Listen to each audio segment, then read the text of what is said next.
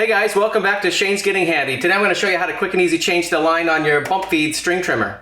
All you're going to need to accomplish this project is some string. I chose orange because it was free, and something to cut it with.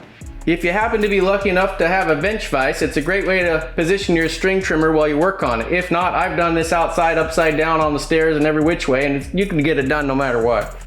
First thing we got to do is remove this bump plate, and it's pretty easy. Push the two buttons. There's one here, another one on the other side, and this thing just pops right out.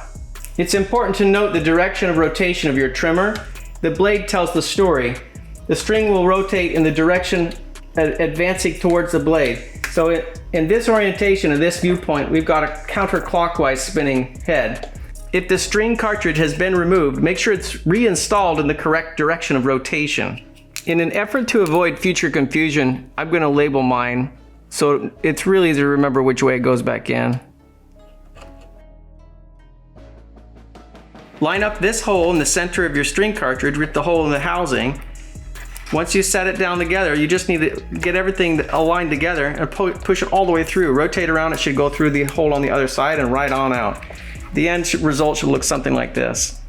At this point, reinstall your cap. Just shove it on and clip it down. Make sure it snaps down on both sides all the way. Now we're ready to pull some string through. I usually go for about 5 feet. I mean, your results may vary, but something like this is usually good enough. Use your knife or your scissors, give it a cut.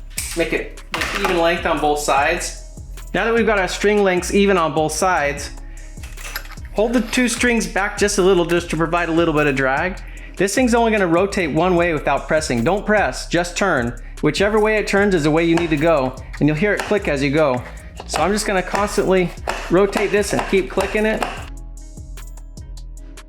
And pretty soon it's going to chew up both sides until they're just a little bit sticking out. That's about right. Well, like I said, not too hard. Pretty quick and easy. This thing's ready to roll.